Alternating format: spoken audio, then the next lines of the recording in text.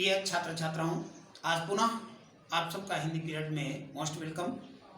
आज का हिंदी काव्य काल विभाजन नया बहुत ही महत्वपूर्ण टॉपिक लेकर उपस्थित हुआ हूँ। आप सबकी विभिन्न प्रतियोगी परीक्षाओं के लिए बहुत ही उपयोगी है। तो आइए जानते हैं हिंदी का काल विभाजन। देखिए, आचार्य रामचंद्र शुक्ल ने जो काल विभाजन किया है वह सुव्यवस्थित है और सर्वमान्य है। इसके पहले डॉक्टर धीरेन्द्र वर्मा ने, डॉक्टर रामकुमार वर्मा ने, आचार्य हजारी प्रसाद द्विवेदी ने, मिश्र बंधुओं ने जो भी काल विभाजन किया है और उनका नामकरण तथा समयावधि निर्धारित की है वह अलग अलग है। किसी ने 4 भागों में, किसी ने 5 भागों में, किसी ने 6, किसी ने 7, किसी ने 10 भागों में संपूर्ण हिंदी को काल को विभाजित करने का कार्य किया है। तो आचार्य रामचंद्र शुक्ल जी द्वारा किया गया काल विभाजन आपके सामने हम समझाएंगे। देखिए, आचार्य रामचंद्र शुक्ल ने जो काल विभाजन किया है वो मुख्यतः 4 भागों में विभाजित किया है।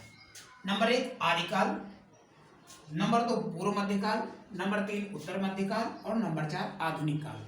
इन चारों कालों का नाम आचार्य रामचंद्र शुक्ल ने अलग दिया है, जो ये नाम आचार्य रामचंद्र शुक्ल जी द्वारा है। रामचंद्र शुक्ल जी ने ये नामकरण किया है। क्या? आदिकाल को वीरगाथा काल, पूर्व मध्यकाल को भक्ति काल, उत्तर मध्यकाल को रीतिकाल और आधुनिक काल को गद्य काल कहा। अब आचार्य रामचंद्र शुक्ल ने इस वीरगाथा काल या आदिकाल की समय सीमा क्या निर्धारित की? संवत 1050 से 1375 विक्रमी का समय का कालखंड जो निर्धारित किया है वह वीरगाथा काल का है, जिसे दूसरे शब्दों में हम कह सकते हैं आदिकाल। इसी प्रकार से संवत 1375 से लेकर के 1700 विक्रमी तक की समय सीमा भक्ति काल की निर्धारित की है, जिसे दूसरे शब्दों में पूर्व मध्यकाल कहा जा सकता है। संवत 1700 से 1900 विक्रमी को रीतिकाल के नाम से जाना गया और जिसे दूसरे नाम से उत्तर मध्यकाल के नाम से भी जाना जाता है। आचार्य रामचंद्र शुक्ल ने आधुनिक काल को गद्य काल की संज्ञा दी और जिसकी समय सीमा संवत 1900 से लेकर के अब तक निर्धारित की। इस प्रकार से हम देखें, अब आदिकाल या वीरगाथा काल को पुनः किस प्रकार के अन्य नाम से जाना जाता है। आदिकाल का नामकरण किसने किया? डॉक्टर हजारी प्रसाद द्विवेदी ने किया है या आचार्य हजारी प्रसाद द्विवेदी ने किया है। वीरगाथा काल का नामकरण आचार्य रामचंद्र शुक्ल ने किया है।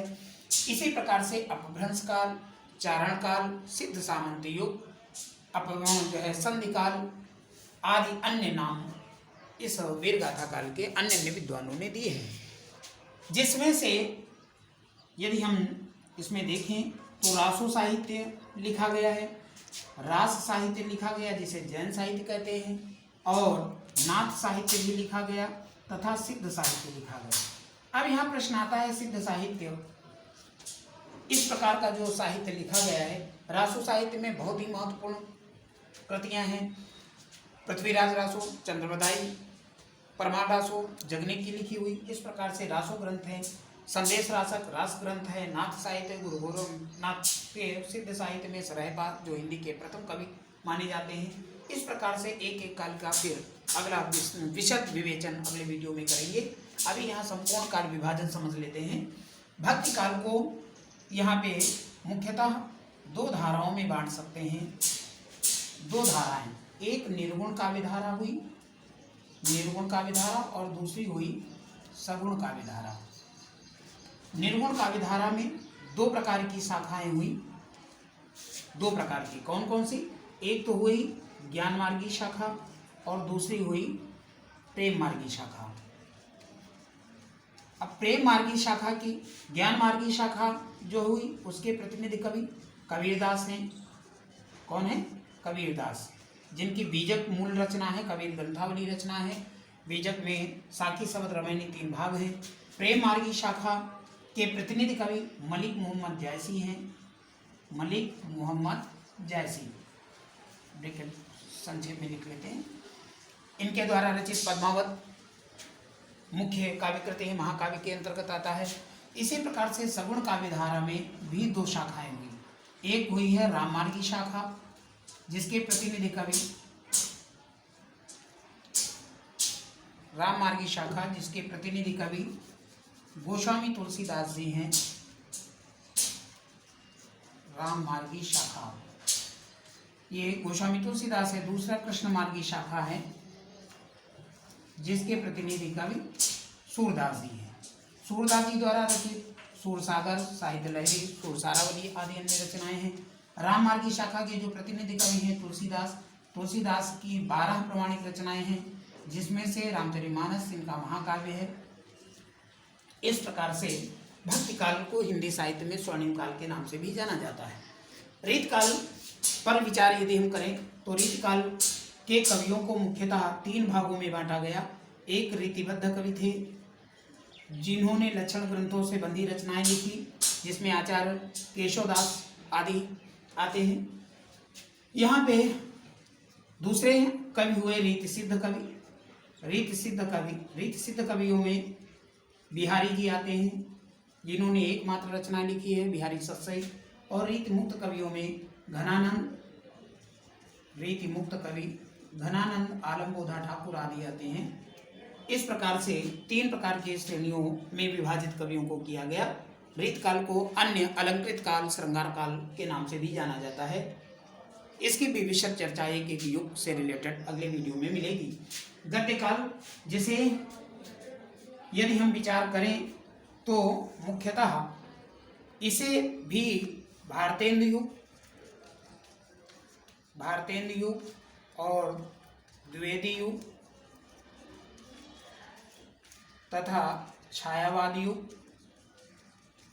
और छायावादोत्तर युग, इस प्रकार से छायावादोत्तर युग 4 भागों में आधुनिक काल को या गद्य काल को विभाजित किया गया पुनः।